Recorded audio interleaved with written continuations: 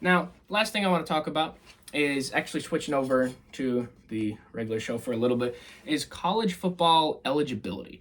Now, this topic has been talked about endlessly. Now, there's problems with the calendar, with the transfer portal. We all know that, but this saga of who gets another year of eligibility, how we decide that, is very silly, and I think it deserves to be talked about. So we just watched Trinidad Chambliss.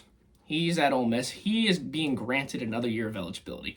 Now, I understand he spent a lot of years in JUCO, and he actually hadn't gone up to this level until last year, so I understand that. And then on the other side at Tennessee, Joey Aguilar has been denied another year, and I think just the process in which these years are decided is very silly, where it's just they're appealing to judges, and and it's local judges too, some of them that went to the school, where it's wouldn't they have lingering biases on wanting their school to do good?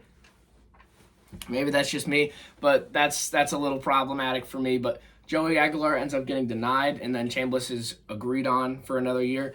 And it's just really confusing to me, because these schools and the way that this whole thing is set up, where it feels like it used to be okay, 1, 2, 3, 4, okay, you get 4 years. So it's you got injured, there's a fifth, where it's just I think we need to have more standardized rules across the country instead of all of this petitioning and appealing, where it's just it's getting silly. And Trinidad Chambliss, what is he going to be, 26? I thought he was good enough to go to the draft where guys are staying, and I love that guys are staying in college football and wanting to play more, because, I love college football. Am I going to watch? Am I going to be seated watching Trinidad Chambliss at Ole Miss next year? Absolutely. Absolutely, but I think it has to be noted that we've got some serious issues with this eligibility saga, and it's weird because some guys are getting denied when other guys are getting approved, and it's all based on local legislature, where it's just we need to have an overbearing oversight on what is actually allowed. And I think they're trying to process that and just saying, okay, now you just get a fifth year of eligibility. I don't know what the solution is, so maybe I'm just complaining, but I think it definitely has to go without saying that this system needs improving. And the fact that we're seeing guys getting approved and other guys get disapproved with similar situations, where it's just there needs to be a little more transparency about what is actually allowed in college football and when these guys can actually stay or go to the league. I think that's a big problem, because you see Tennessee is saying they're looking across the aisle, and I know it's not the same situation, but they're looking across, they're well, Ole Miss's local legislature, they just allowed Trinidad Chambliss to go another year, but then we can't have Joey Aguilar going out and playing for us again. So that's the only thing, where it's just these colleges, seeing other colleges get approved for these extra eligibility years has been going, well, then why was mine disapproved? Why was mine? And then everyone thinks they're entitled to more and more years of eligibility. And that's why this is such a slippery slope, because you allow them and you're oh, he gets another year. Oh, he gets another year. Oh, he gets another year. Where it's just at a certain point, everyone thinks they're entitled to that next year. And everyone assumes that if they go and petition their local legislator, and then when they say no, they're well, I'm just going to appeal, and I'm just going to appeal, and I'm just going to appeal. And then eventually I'll get it, like Trinidad Chambliss's case. So that's what's really confusing about all of this stuff in college football, because we never actually know. Ole Miss has been sitting there for months not knowing who their quarterback is. They're I don't know if we need to recruit. They're I don't know if he's still going to be here. But the problem is that there's less transparency and not an overbearing sight on what is actually allowed and what is actually approved. But it's all down to these local courts to assume what's done, because these players are going to be playing nationally against all these other teams, where it's just I feel there needs to be a little more, not just transparency, but honestly, overall, college football needs a better system and just the way things are gone about. Let me say what I mean by that. College football is, I don't know if you say it's better than it's ever been, but it's endlessly popular now. You see all of these stadiums constantly filling out, and it's why I think it's kind of taking over the NFL. And I love college football. I love the bands. I love everything that's going on with the sport, from the esports standpoint, from the in-game, stadium, from all that types of standpoint. I love it. But college football keeps trying to cannibalize and hurt themselves again and again, and it makes no sense. First off, the fact that we saw a coach leave. We saw a coach leave when his team had made the playoffs. Before they even played a playoff game, he said, I'm going to a better opportunity. Better, in quotes. He thinks it's better. We'll see what ends up happening next year, but that shouldn't be allowed to happen. We just watched in the NFL. Their season wrapped up in February. Their offensive coordinator, Clint Kubiak, waits until after the Super Bowl, and then he goes and takes the Raiders' head coaching job. Why are we having guys go to different opportunities before the playoffs start? Why are we having reserve guys and backup guys hit the portal while their team is still playing in the playoffs? So the calendar's broken. The eligibility system is broken.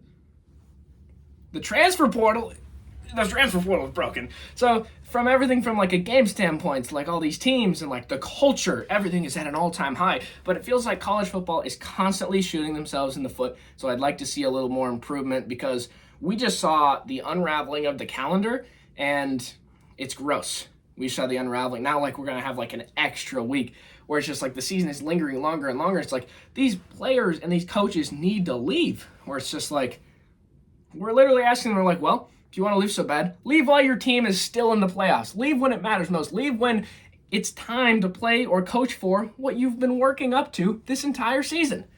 It's disgusting. What they honestly should do is start the playoffs right after the championship weekend is done, play up until January 1st, and have the Rose Bowl be the national championship. Why has this not happened? Well, there's a lot of issues, and I think it's just a lot of people that have a lot of power that aren't doing enough about it and are focusing on issues that aren't as important and making issues that are like worse, because the calendar's broken, the transfer portal's broken, and the eligibility is at an all-time low. And I'm just very confused because we never actually know. We're like, oh, is he going to get another year? I don't know. Who's the Ole Miss quarterback next year? We don't know. Joey Aguilar's probably going to appeal again. Will he get it? I don't know, because I don't know what is actually conclusive and what is actually allowed when it comes to eligibility. I don't know. We'll have to see what some of these courts say, but as type of the overbearing, like there's so many conferences and so many players and coaches and, you know, just the organization making silly decisions. They tried to change the playoff format this year. SEC said, okay, we want 16 teams. Big Ten says we want 24. It's silly. It's like it has to be inclusive for it to matter. Like if it's not inclusive, then that's like this isn't March Madness. This is college football. They can't play all of these games. Like we just keep trying to extend it. And I know it would be awesome and entertaining, but that's not the way football is, and that's not the way college football has been. I mean, for the longest time, we didn't have a national championship. So it's without saying that like we should be appreciative of what we have now, because they used to be like, oh yeah, they're the best team, so we're gonna give them credit. Oh, we'll give you credit for the national championship. Oh, you want a piece of that? Okay, like you can claim one as well. Where it's just like that was silly. But then we got the national championship, and then we got the BCS, and then we got the 4-team, and now we have the 12-team, and we barely got Miami into the playoff last year, and they ended up going all the way.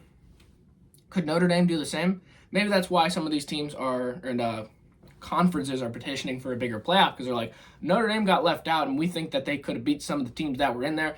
And honestly, the playoff format's on fire. The calendar is on fire. The transfer portal is on fire. Eligibility is... we don't know what it means if you're eligible anymore. And that's my biggest problem, is that we don't know a lot of these things, and they're not constantly getting answered. In fact, a lot of them are getting more difficult to answer. So I think that's the most difficult thing with college football, is that I love everything about the sport. I love the culture. I love the fans. I love the bands. I love the great plays. I love the touchdowns. I love all of that. I love the tailgating. Everything's great about college football. But when it comes to the ones that are making decisions that change things politically in the sport, we need to get some better leadership and better decision-making at this point, because they're trying to kill the game that I love.